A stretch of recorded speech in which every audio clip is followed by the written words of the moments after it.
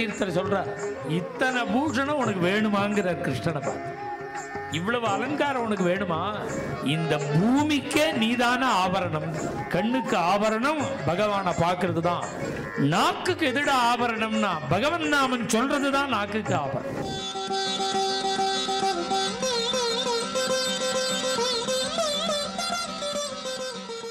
மௌளவு மாயூரபர்கம் கஸ்தூரி திலகம் லலாட்ட பலக வட்சஸ்தலே கௌஸ்துபம்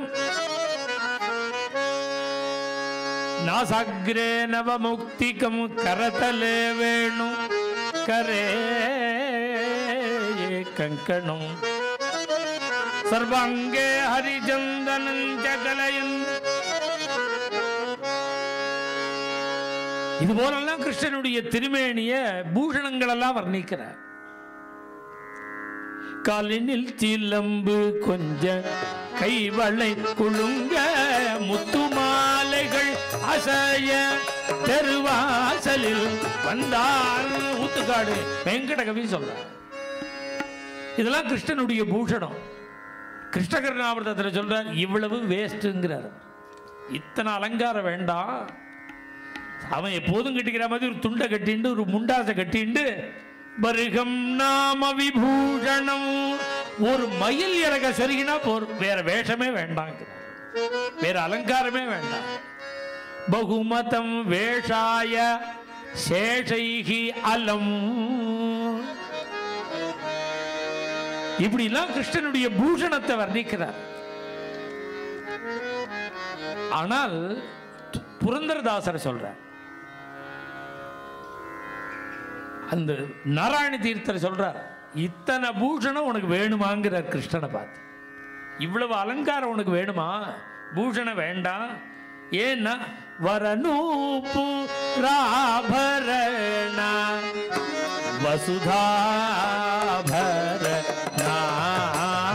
ஏகி முதம் மமதே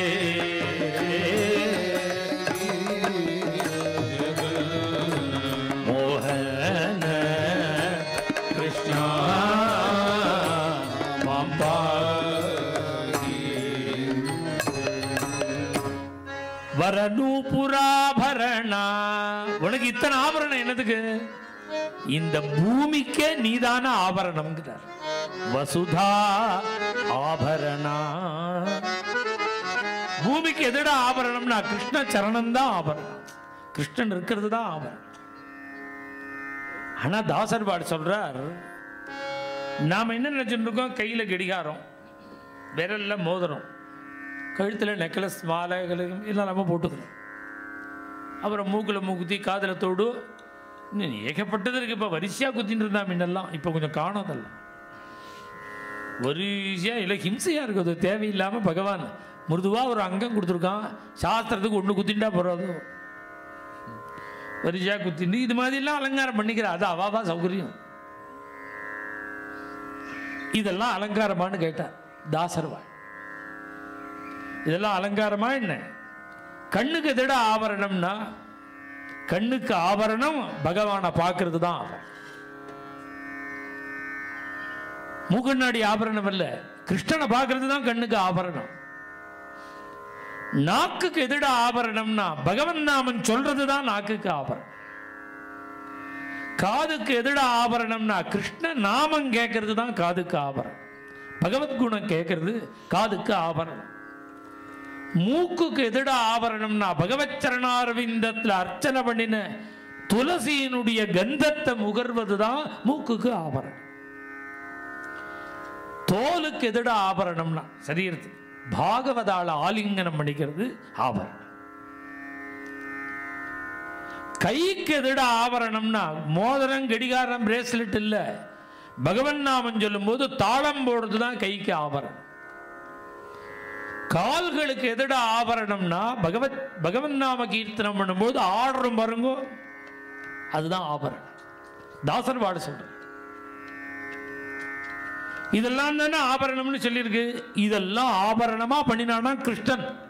காதுக்கு ஆபரணம் கொடுத்தா, மனசுக்கு ஆபரணம் கொடுத்தா, மூக்குக்கு ஆபரணம் கொடுத்தா, கண்ணுக்கு ஆபரணம் கொடுத்தான், காதுக்கு ஆபரணம் கொடுத்தான், காலுக்கு ஆபரணம் கொடுத்தான். எப்படி கொடுத்தான்? நாமெல்லாம் கிருஷ்ண விஷயமா சமர்ப்பணம் பண்ணினா இந்திரியங்களுக்கு ஆபரணம்.